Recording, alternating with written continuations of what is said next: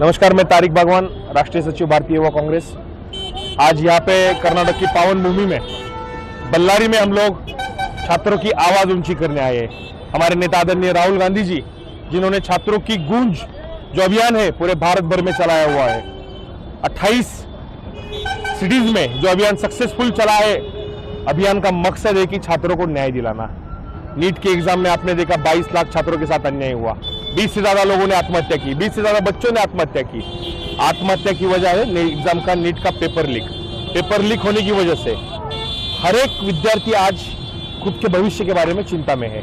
हमारे नेता आदरणीय राहुल गांधी जी, जिन्होंने हमें हर एक राज्य में जाके सूचना की है कि विद्यार्थियों से आप 1-to-1 वार्तालाप कीजिए, उनकी भाषा समझिए, उनके दर्द समझिए। हम दर्द समझने यहाँ पे बल्लारी की भूमि पे आए। आज देखा हजारों छात्रों ने हमारे साथ आवाज ऊंची की। धर्मेंद्र प्रधान को, जो शिक्षा मंत्री है, जो बीजेपी के दलाल मंत्री है, उनको इस्तीफा देना पड़ेगा। क्यों देना पड़ेगा? उनकी नैतिक जिम्मेदारी है। बेशर्मों की तरह अभी तक वो दिल्ली में बैठे हुए हैं। मोदी सरकार ने सबसे पहले हमारा वोट चोरी किया, कई सरकारें चोरी की, अब छात्रों का पेपर चोरी कर रहे हैं। महाराष्ट्र में टीईटी का पेपर चोरी किया, इंडिया में नीट का पेपर, यूजीसी, हर एक पेपर लीक चोरी कर रहे हैं और बच्चों को, अमीरों के बच्चों को बेच के बच्चों के, हमारे गरीब बच्चों की सीटें खा रहे हैं। इसके खिलाफ हम लड़ेंगे, हम हमारा आवाज बुलंद करेंगे, चाहे हमें जेल में जाना पड़े, चाहे हमें इनसे कुछ भी झगड़ा करना पड़े, पर हम इनसे लड़के रहेंगे। बीजेपी के जो ये हिटलरगिरी है, उससे हम लड़के आज जीतेंगे। विद्यार्थियों के साथ हम आखिरी दम तक खड़े रहेंगे। राहुल जी और उनकी कांग्रेस पार्टी पूरी सक्षम है। धन्यवाद। ಇವತ್ತು ಬಳ್ಳಾರಿಯ ಬೀದಿಗಳಲ್ಲಿ ವಿದ್ಯಾರ್ಥಿಗಳು ವಿದ್ಯಾರ್ಥಿ ಶಕ್ತಿ ದೇಶದ ಶಕ್ತಿ ಅಂತ ಏನು ಹೋರಾಟವನ್ನ ಮಾಡ್ತಾ ಇದ್ದಾರೆ. ಏನು ಇವತ್ತು ಬಳ್ಳಾರಿಯ ಬೀದಿಗಳಲ್ಲಿ ವಿದ್ಯಾರ್ಥಿಗಳು ವಿದ್ಯಾರ್ಥಿ ಶಕ್ತಿ ದೇಶದ ಶಕ್ತಿ ಅಂತ ಏನು ಹೋರಾಟವನ್ನು ಮಾಡಿದ್ದಾರೆ. ಈ ವಿದ್ಯಾರ್ಥಿ ಧ್ವನಿಯ ಉದ್ದೇಶ ಇಷ್ಟೇ, ಕೇಂದ್ರ ಸರ್ಕಾರ ಪೇಪರ್ ಲೀಕ್ ನಿಂದ 22 ಲಕ್ಷಕ್ಕೂ ಹೆಚ್ಚು ವಿದ್ಯಾರ್ಥಿಗಳು ತೊಂದರೆಗೊಳಗಾಗಿದ್ದಾರೆ. 20ಕ್ಕೂ ಹೆಚ್ಚು ವಿದ್ಯಾರ್ಥಿಗಳು ಸೂಸೈಡ್ ಮಾಡ್ಕೊಂಡಿದ್ದಾರೆ. ಇದಕ್ಕೆ ಹೊಣೆಗಾರಿಕೆ ಯಾರು? ಕೇಂದ್ರ ಸರ್ಕಾರ, ಕೇಂದ್ರ ಸಚಿವರಾದಂಥ ಧರ್ಮೇಂದ್ರ ಪ್ರಧಾನ್ ಅವರು ರಾಜೀನಾಮೆನ ಕೊಡಬೇಕು.